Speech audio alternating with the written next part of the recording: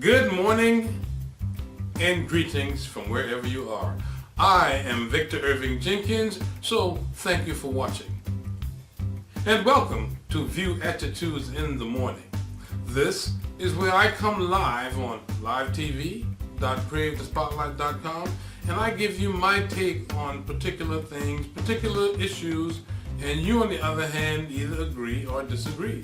This morning, I am revisiting the idea of codependence. What is happening in the place that we live is things that we say, things that we do, are being interpreted by others as painful. And oftentimes, we're not trying to be painful, we are just trying to be us. Years ago, before political correctness became the rule of the day, there was a concept called codependence. Somehow or another, you derived your value from outside of yourself. Americans and people on the world stage at large were running around being left at the behest of things that people say. You may notice that someone who considers themselves skinny is not offended by being called fat. You might notice that someone who's fat is not offended by being called skinny. What we are talking about is your particular condition, the particular condition of your mindset of where you see yourself. And the place where you see yourself is the thing that you tell yourself all the time. That's the thing that you always hear in that inner voice or in that inner critic. And anything that someone says that resonates with the thing that you have been telling yourself is going to attach itself, and more thoughts like that's going to take root in your mind. So if you think that you have a big nose and someone mentioned, you got a big nose, well, you see, since you've already been telling yourself that, then it's going to resonate with you and it's going to be a criticism and it's going to hurt. Now, political correctness was not always with us. Political correctness didn't even exist a few years ago, but now somehow it is there.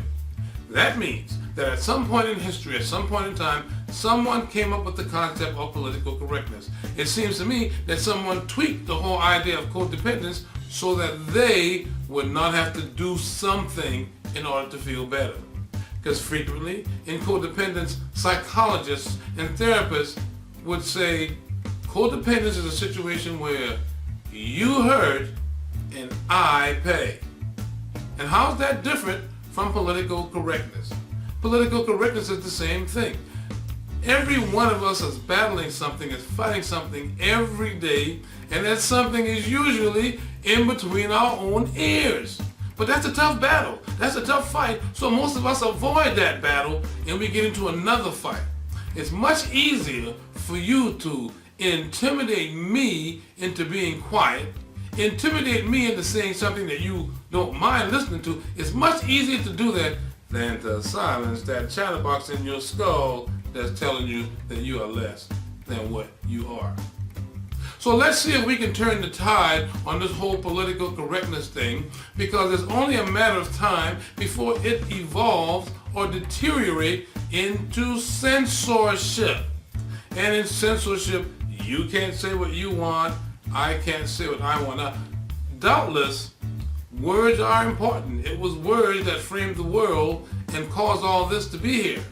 But make no mistake about it, the overwhelming power, the most powerful thing, the most powerful words that exist are the words that you tell yourself. So make a conscious effort to tell yourself great things. My view attitude in this particular case is to remind yourself as to how wonderful you are.